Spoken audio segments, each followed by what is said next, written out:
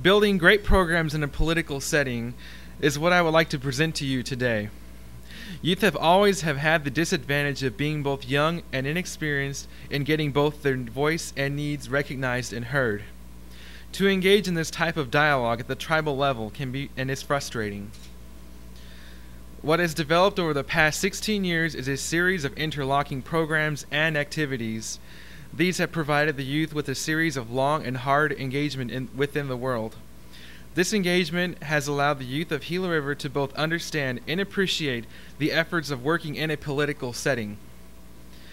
The following is a brief summary of the programs and the activities provided to building great programs in a political setting, and this program gives a basis by which to operationalize the following activities for hands-on engagement of active participants in the political setting.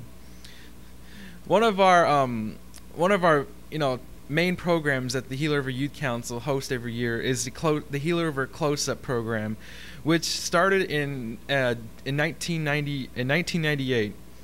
This annual event explores the rights and responsibilities of tribal members' involvement in American and tribal government. The Gila River Close-Up is an educational and leadership project for high school community youth to promote participation in government process. Now, with this program, we usually it's an intense 2-day gathering we invite, I think, 50 students from the community to participate in this program.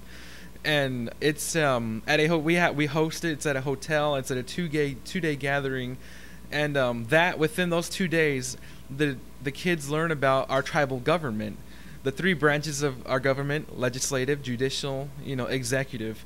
What we recently found out through Andrew Lee is that this is actually the close-up program. Gila River is the very first the youth council is very first to focus a close-up program on the tribal government and not on the state government. So that's one good thing, because our kids in the community know a lot about the state government, the federal government, how it works, but they're not too familiar with the tribal government. It's a whole different thing how our tribal government works. And then during this 2-day gathering, we invite a speaker from the state or the federal government. Speakers include Representative Cheryl Chase, Pete Rios, and just like our tribal government, like our tribal leaders, people like that, people who influence our community. And within the 2-day gathering, they get to travel to the courts, and they have a mock trial, and so it's really interesting, and the kids get to learn a lot about the community and the government. Another program that we have is the Gila River Kids Voting Program, which the Gila River Kids Voting Project the Gila River Kids Voting Project features specially designed curricula for grades K through 12. The end culminates with the community youth accompanying parents to the voting place on tribal election day to cast their ballot in simulated election. The purpose is to instill lifelong habits in youth and boost voter turnout among future adults. Now, another thing that and since this is a critical time, the tribal election is coming, the state election is here, the federal election's here. And so we're getting ready for the general election, and with that, the kids get to vote. They get to vote for the president. They get to vote for state representatives, and it's simulated. And so the gig is they have to bring their parents along with them so they can vote. And so,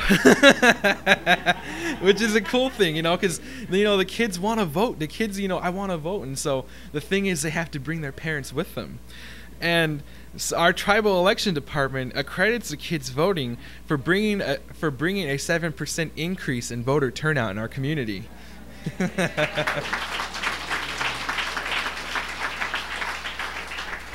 And with that, we have 7 tribal schools, and so the youth population in the Gila River Indian community, the population in the community is almost 20,000. And the youth make up over 50% of that. So we're also the first tribe of the nation to have kids voting at a tribal, state, and national election level.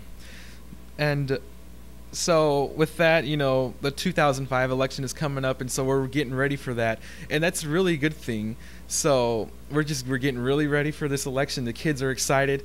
I actually worked the voting polls for our and this past primary election our state had, kids started coming and showing up, and the kids voting, we didn't have, it's not until the general election that the kids voting starts, and so kids were like, can I vote? I'm like, oh. Yes, you can vote in the general, but please remember, bring your mommy and daddy, And so that's another that's another influential program that the Youth Council offers. Our next program, as you've seen in the video, a lot of that was with our Gila River Youth Conference. The Gila River Youth Conference is held annually for community youth and draws an average of 500 youth. An intense 2-day gathering of addressing the issues rose during the year with regards to input from tribal leaders and recommendation to tribal leaders. During this time, changes to policies and procedures may be raised, new officers may be elected, and the direction of the council may be set for the upcoming year. This activity promotes youth leadership and communication while building confidence and self-esteem. Over this past summer, we just celebrated our 16th annual youth conference, and it was at our brand new Sheridan Wild Horse Pass Resort. And so the focus for this year, we thought it best to be we focused on diabetes, seeing as though Gila River Indian Community is rated #1 in the nation for high diabetes. And so the Youth Council thought, well, let's do our conference on health, which was and we got a great turnout this year. We invited our hospitals, we invited our community leaders, we had a health panel, and the hospital did a what do you call it? It was like a fair, like a hospital fair. They had the X-ray department, they had the dental department. A lot of kids, who want to be, maybe kids who want to be future, dentists or doctors. A lot of kids, like the boots, and so that was really good. It was a really good turnout in the workshops that we had. Workshops such as dealing with health issues. Most of the workshops we had were to do with health, and so it ended and. Well, we got a good turnout. Some have even called it the best youth conference ever. So, I was really excited with the youth conference, and not only with the youth conference do we talk about future issues. It's also whenever we elect new officers for the youth council. And with that, on one of the days, we send all the youth to our community is composed of 7 districts, almost like political districts. And so the youth from their respective districts would go into these separate rooms, District 1 through 7. And then so we'd have the leaders, like I'm District 1, so I would lead the room. And since my term will be ending, you'd address the youth, any of the youth who want to participate in the youth council, they'd nominate themselves or declare themselves candidates. And so with that, they go through a process, they go through a caucus, they go through speeches, and then they go through the vote. And it's the youth of their community that vote them in the office. It's the youth of our community that vote us into office. And so, and then the results come back within the last day. We usually have dances every night for the young people. And the results come in the last day, so and so, you're declared, our District 1 candidate. So that's how we develop our youth council, is through our youth conferences.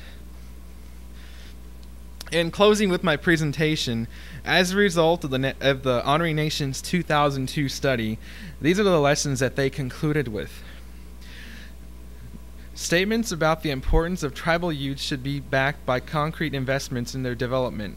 For example, tribal leaders can facilitate the establishment of youth councils, host, fund, and participate in youth activities and events, and encourage youth to participate in national organizations.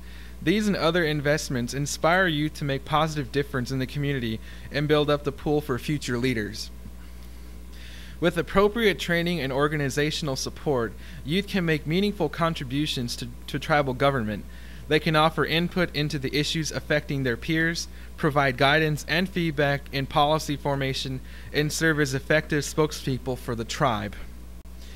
Like tribal governments, tribal youth councils require good organization, bylaws, staggered term, a code of ethics, election rules, and clear processes for decision making are institutional ingredients for success. So with that is the conclusion of my presentation. I'm open to any questions, later on. So if you guys see me, just holler or something. Does anyone have any questions right now? I can pass the microphone around. God. Yeah. Oh. Are you open to invitations from anybody like us? We would like your representatives of the Youth Council to come to our community and visit us. And Can you say that again, please? are you open to invitations from communities all around the country? Like, we would like one or two of your representatives to come and talk to our youth in our schools. Exactly. We're open to anything like that. We get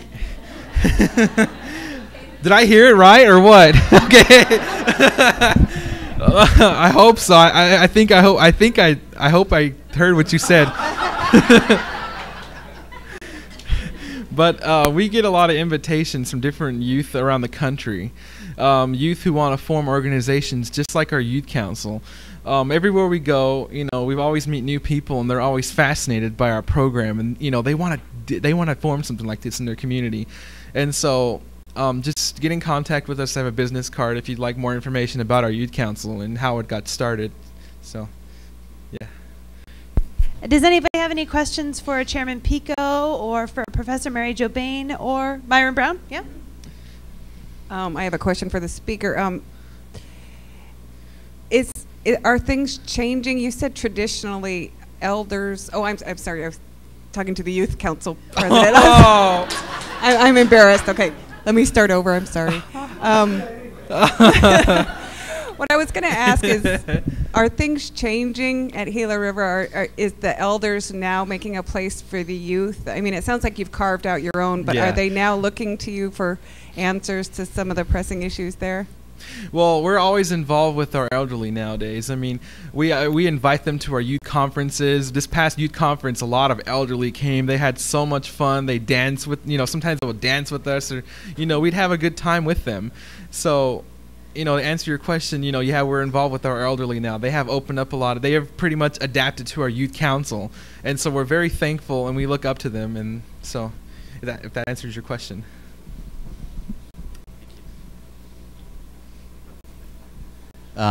It's more of a comment than a question.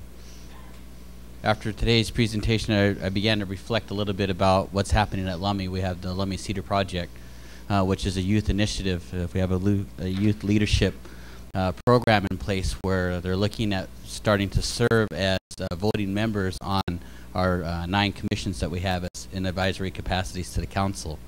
And after hearing the presentation today, I can tell you there's a national movement, and it's not limited to just Indian country, but I wanted to close my comment out with saying that I have every bit of confidence that Indian country is going to be in good hands.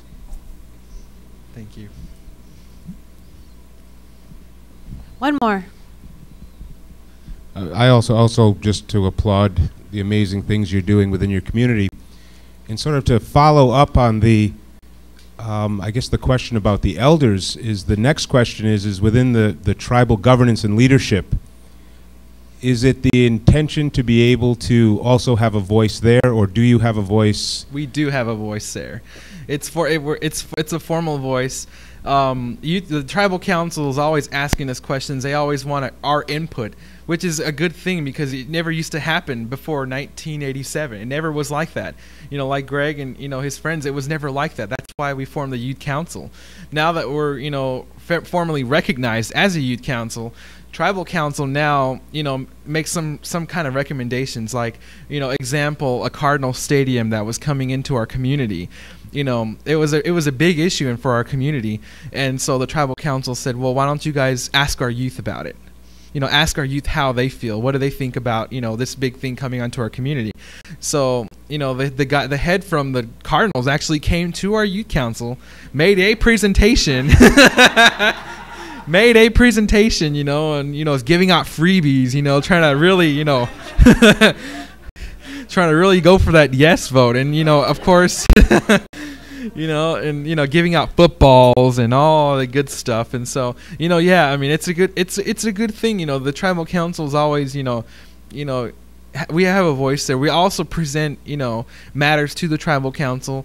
Like at our youth conference, we go into like unity circles, and we basically develop, problems. It's usually something, since our last conference was about health, we talked about issues in health.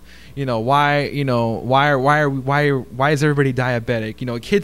Kids post some really good questions, and so at the end of the conference, those questions are then tabulated into a report, and it goes before tribal council, and they get to see what we talk about. Maybe changes can happen from there. So those are just some of the good things that the tribal council has done for us, and it's a bonding thing. We're all one. So.